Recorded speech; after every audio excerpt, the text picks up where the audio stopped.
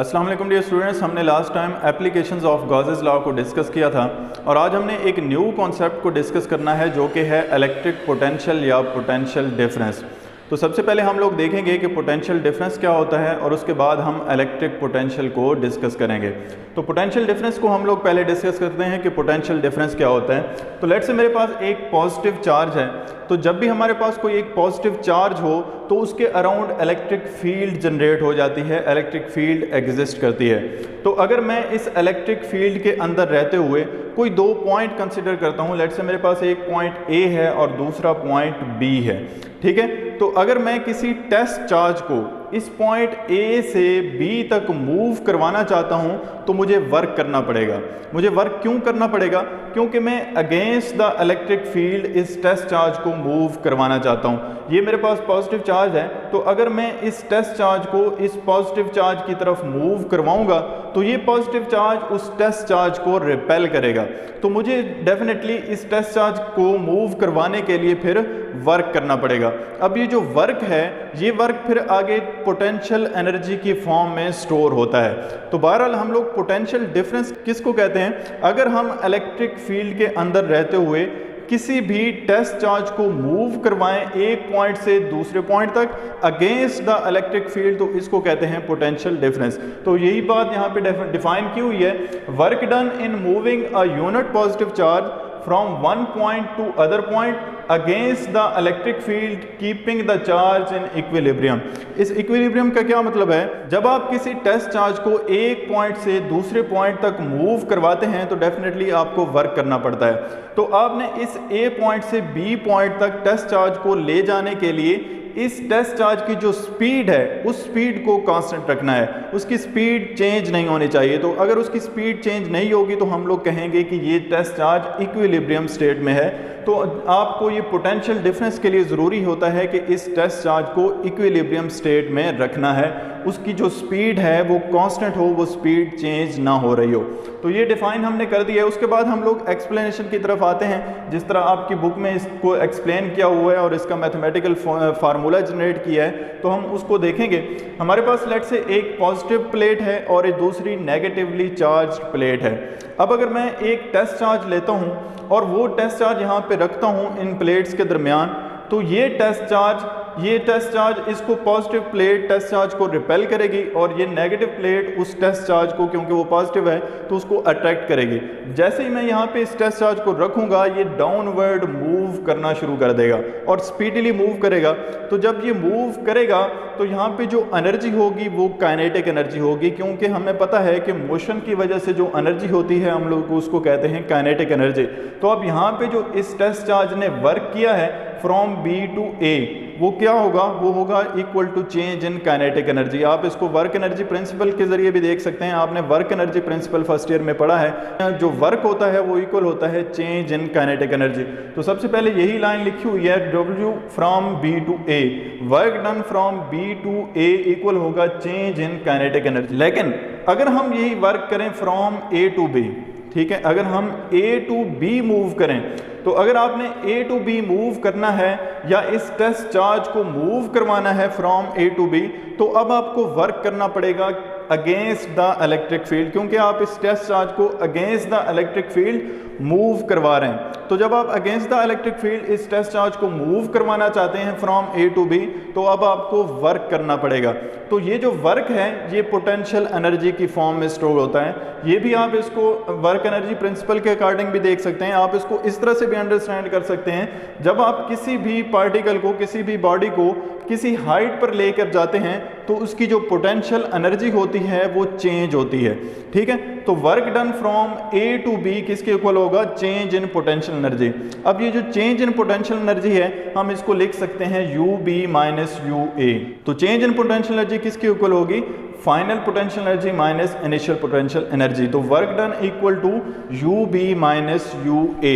लेकिन हम potential difference को डिफाइन करना चाहते हैं और पोटेंशियल डिफरेंस का ही फार्मूला जनरेट करना चाहते हैं। तो पोटेंशियल डिफरेंस मैंने क्या कहा था कि work done to move a unit positive charge from one point to other point. मतलब ये कि जो वर्क है ये वर्क डन होना चाहिए ऑन यूनिट पॉजिटिव चार्ज। तो आप इस फार्मूले को जनरेट करने के लिए क्या करेंगे, दोनों साइड्स पे टेस्ट चार्ज क्यू नॉट की वैल्यू को डिवाइड कर देंगे।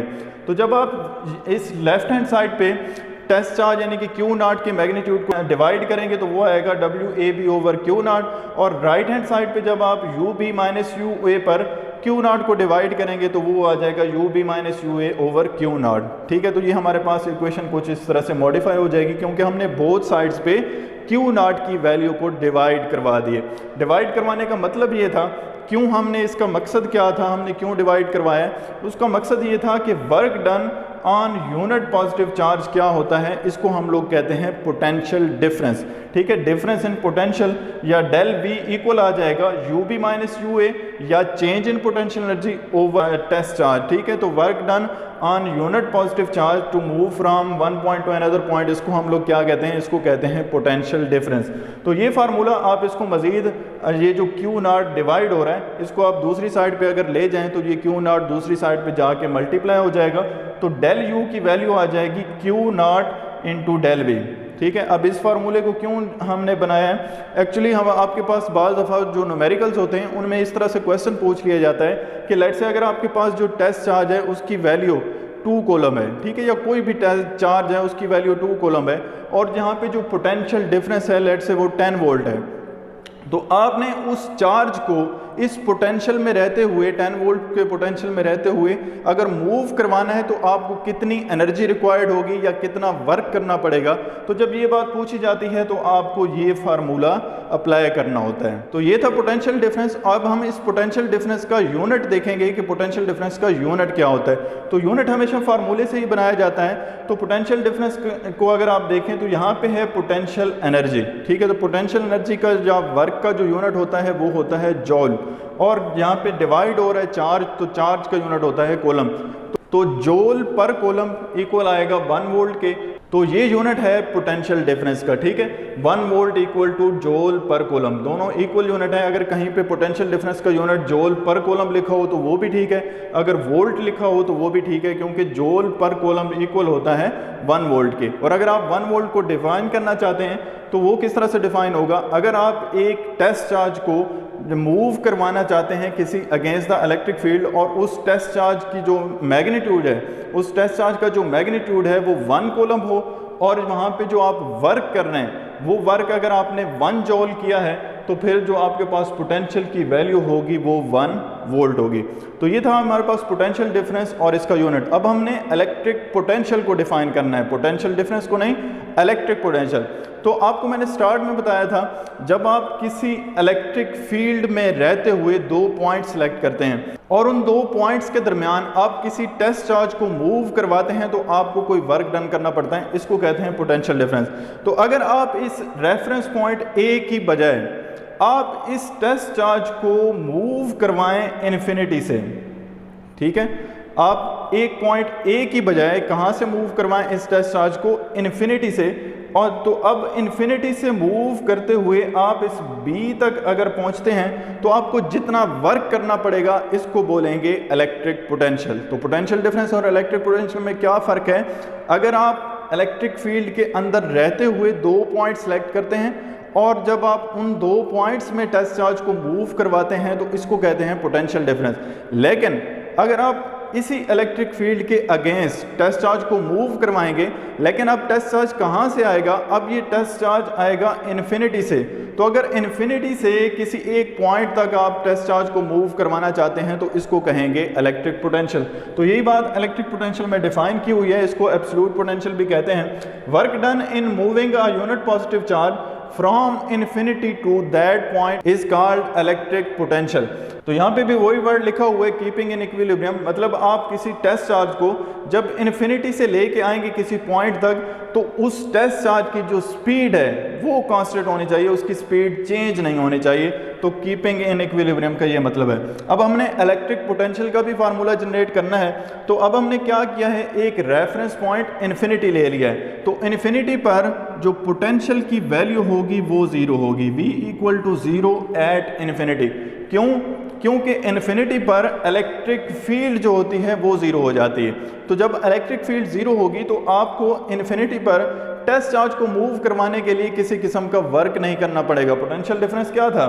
Work done on unit positive charge to move from one point to another point. तो इन्फिनिटी पर तो इलेक्ट्रिक फील्ड होती नहीं है, हमने against the electric field move करवाना है। तो इन्फिनिटी पर अगर इलेक्ट्रिक फील्ड नहीं है तो वहाँ पे फिर इलेक्ट्रिक पोटेंशियल की वैल्यू भी ज़ीरो होगी।